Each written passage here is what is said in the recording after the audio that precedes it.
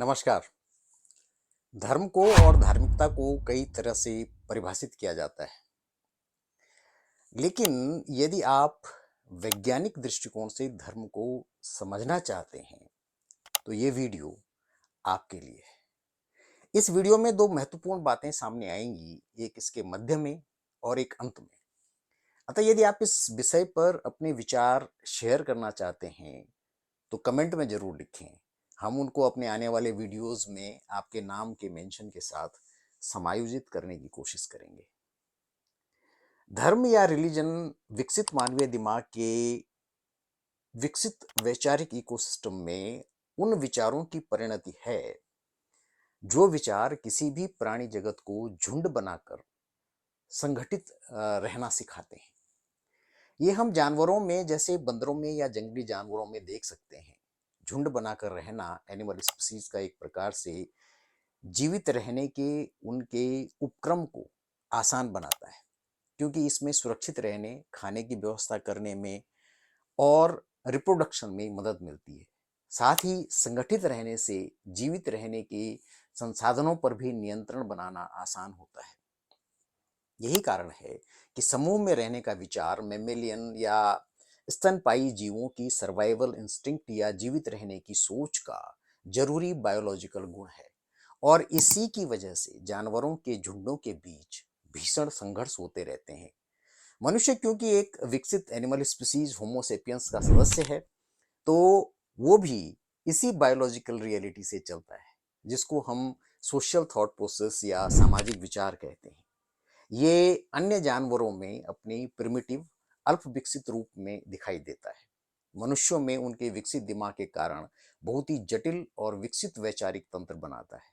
इसीलिए हमारे समूह अन्य जानवरों की तरह सिंपल नहीं होते हैं, बल्कि वे बहुत कॉम्प्लेक्स होते हैं और हम अपनी विभिन्न जरूरतों के लिए उन समूहों का हिस्सा बनते हैं, डिफरेंट ग्रुप्स का हिस्सा बनते हैं, जैसे धार्मिक, राजनीतिक, व्यावसायिक, राष्ट्रीयता, एथनिक इत्यादि। ऐसा इसलिए है क्योंकि हमारे विकसित दिमाग की वजहों से हमारे बेसिक बायोलॉजिकल जरूरतें, खाना, सुरक्षा और प्रजनन, हमारे लिए हमारे कई प्रकार के कॉम्प्लेक्स वैचारिक जरूरतों को तैयार करते हैं। जैसे डर की बायोलॉजी हमसे बहुत कुछ करवाती है। हम पूजा करते हैं, लालची हो जाते हैं और धन संपदा इकट्ठा करने लगते हैं। हम डर के मारे अमानवीय बर्ताव कर सकते हैं, महाविनाशक हथियार बनाने लगते हैं, लड़ाइयाँ लड़ते हैं। लेकिन यही डर हमको खतरे उठाने और उनसे लड़ने के लिए भी तैयार करता है। यही कारण है कि हमारे जिज्ञासु दिमाग में अनेकों प्रश्न जन्म लेते हैं, लेकिन साथ ही में इससे भी हम डरते हैं कि सब कुछ ऐसा ही चलता रहा तो हम एक दिन एक दूसरे को ही निपटा देंगे। तो इसको रोकने के लिए कानून भी बनाते हैं, मानवता और मानवीय मूल्यों को भी गढ़ते हैं, भाईचारे की बात भी करते हैं और दूसरों की मदद भी करते हैं। हम ये कह सकते हैं कि हमारे विकसित दिमाग की वजह से हम एक कॉम्प्लेक्स वैचारिक इकोसिस्टम के जरिए गवर्न होते हैं। इसीलिए हमारे लगभग सभी काम, उनके कारण और परिणाम बहुत कॉम्प्लिकेटेड और कॉम्प्लेक्स होते हैं। तो अपने मूल विषय पर वापस आने से पहले, यदि आप अभी तक भी यदि इस वीडियो में हमारे साथ बने हुए हैं, तो इसका मतलब है कि आप मानवीय विचारों, धर्म, धार्मिकता, आध्यात्मिकता और फिलोसॉफी को वैज्ञानिक तरीके से न्यूरोबायोलॉजी और इवोल्यूशनरी बायोलॉजी के आलोक में समझने में रुचि रखते हैं।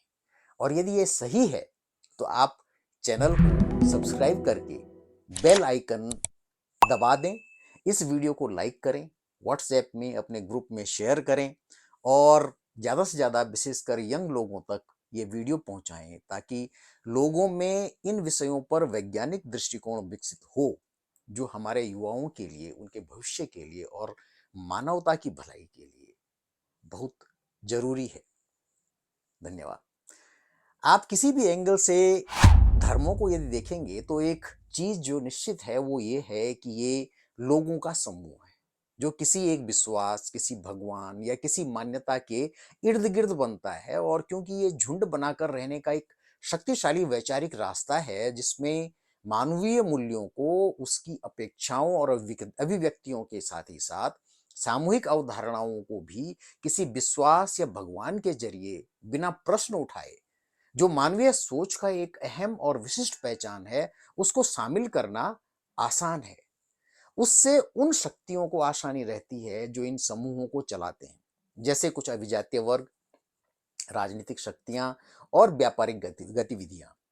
कुल मिलाकर धर्म और धार्मिकता के नाम पर कुछ विशिष्ट लोगों के द्वारा एक बहुत बड़ी जनसंख्या को विभिन्न प्रकार के डरों और भयों के अलावा विभिन्न प्रकार के वैचारिक और बौद्धिक उआफों में डालकर नियंत्रित करना आसान हो जाता है।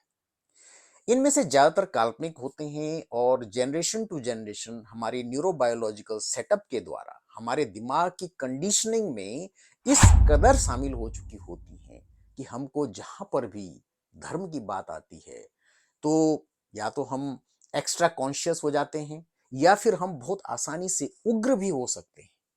और ये सब होता है हमारी मानवीयता की धुरी में अवस्थित हमारी बायोलॉजिकल रियलिटी की वजह से, जिसमें हम विकसित तो हैं पर हैं तो एनिमल किंगडम के किसी भी अन्य प्राणियों की तरह एक जो प्रजाति है हमारी होमोसेपियंस।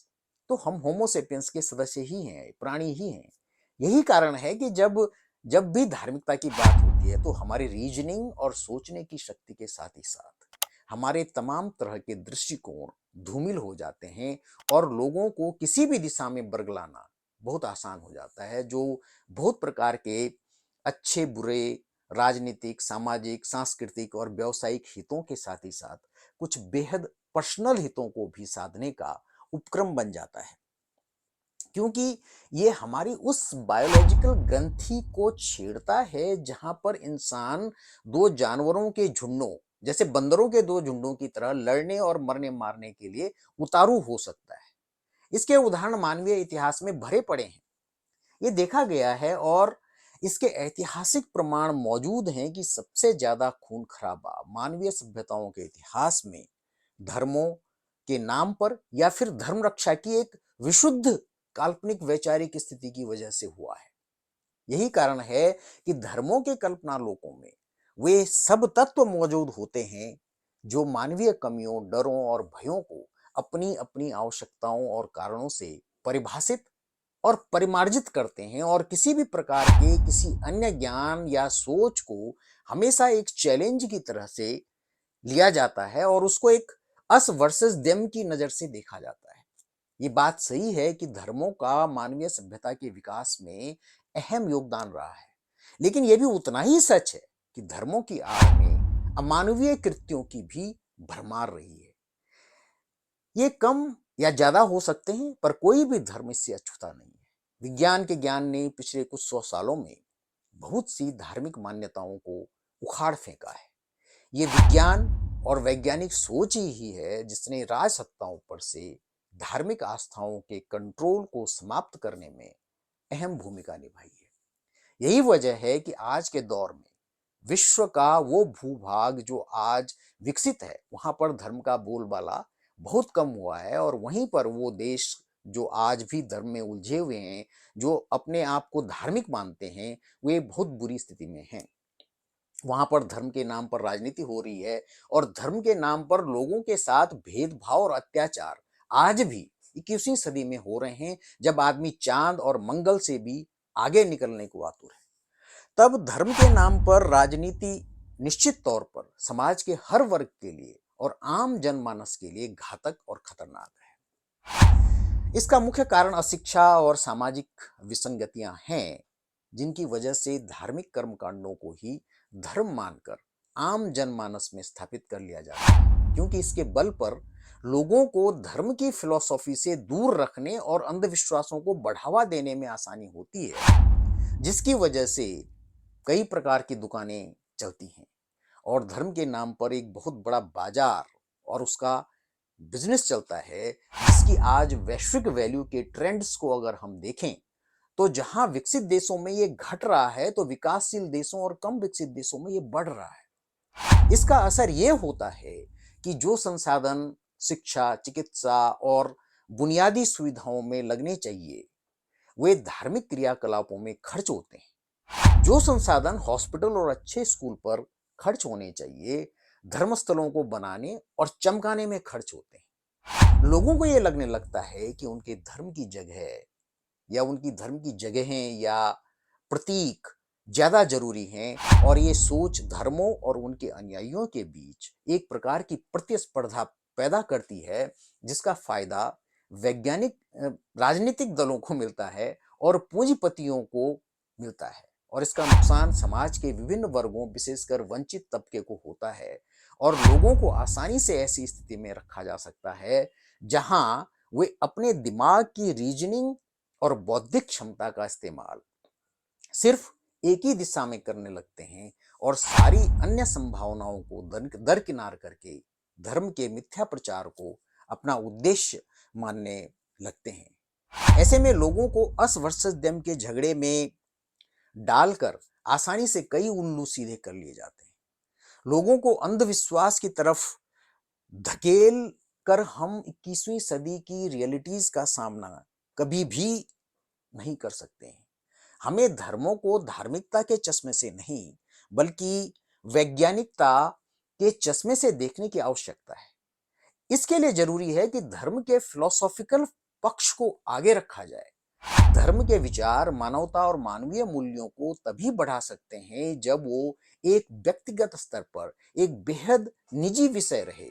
जैसे ही धर्म की अधिकता हमारे समाज और सामाजिक चिंतन और राजनीति में बढ़ेगी, वो हमेशा मानवीय कमियों, कुरीतियों, राजनीतिक और व्यावसायिक हितों को साधने का उपक्रम बन जाएगा। यही कारण है कि मानवीय सभ्यताओं का विकास हर प्रकार से तब ज्यादा तेजी से और ज्यादा अच्छा हुआ जब इंसानियत की समझ में वैज्ञानिक दृष्टिकोण मुख्य धारा में समाहित होता चला गया। वैज्ञानिक दृष्टिकोण ने धर्मों में प्रचलित कई अवधारणाओं को निस्तनाबूद कर दिया। धर्मों के कर्ता धर्ताओं, पंडित, पादरी और मौलवियों ने विज्ञान का विरोध किया, जो आज भी 21वीं सदी में किसी न किसी रूप में जारी है। भले ही अब वो उतनी तेजी से संभव नहीं है जितना कि वो 200-300 सालों पहले तक संभव था, लेकिन आज के दौर में भी कई प्रकार की सूडो साइंटिफिक गतिविधियों से लोगों का बेवकूफ बनाकर, विभिन्न प्रकार के डर, भय और प्रलोभन दिखाकर आज भी जारी है। आज भी 21वीं सदी के इस वैज्ञानिक युग में धर्मों का उपयोग लोगों को बांटने और ज्वलंत मुद्दों और समस्याओं से लोगों का ध्यान भटकाने के लिए बराबर हो रहा है। और दुर्भाग्य की बात यह है कि ये दुनिया के कुछ सबसे ज्यादा गरीब और अविकसित या विकासशील देशों में ज्यादा हो रहा है। अंत में धर्म के शाब्दिक अर्थ पर आते हैं, जिसका अर्थ होता है धारण करने लायक, मतलब धारण करने लायक गुण। और वे गुण क्या हैं? वे सभी गुण जैसे दया, क्षमा, सत्य, क्रोध न करना, शुचिता, बुद्धि का सही उपयोग, सहिष्णुता, अपने स्वयं की खोज इत्यादि हैं। इसमें कहीं भी यह जिक्र नहीं मिलेगा कि कितनी और किस प्रकार की पूजा करनी चाहिए, मंदिर जाना चाहिए या नहीं जाना चाहिए, कुछ विशेष धार्मिक कर्मकांड करना। ये सब धर्म की परिभाषा में आपको कहीं नहीं मिलेंगे। लेकिन विडंबना देखिए कि ज्यादातर लोग इन्हीं क्रियाकलापों को धर्म मानते हैं, जो धर्म की परिभाषा में कहीं भी नहीं है। ऐसा इसलिए है क्योंकि धर्म का फिलोसॉफिकल पहलू आम जनमानस के सामने रखा ही नहीं जाता है और आडंबरों को धार्मिक रंग दिया जाता है, क्योंकि दुकानें आडंबरों से ही चलती हैं। काले सफेद कारनामों को आडंबरों के जरिए ही अच्छी तरह से ढका भी जा सकता है और उनको चमकाने का काम भी हो सकता है। तो अंत में यदि हम वैज्ञानिकता के आलोक में देखेंगे तो हम अपने अपने विचारों और धर्मों को ज्यादा बेहतर समझ पाएंगे और ये हमारे ओवरऑल भलाई और उन्नति के साथ हमारे स्वास्थ्य के लिए, समाज के लिए, राष्ट्र के लिए और पूरी मानवता के लिए अच्छा होगा। धन्यवाद। नमस्कार।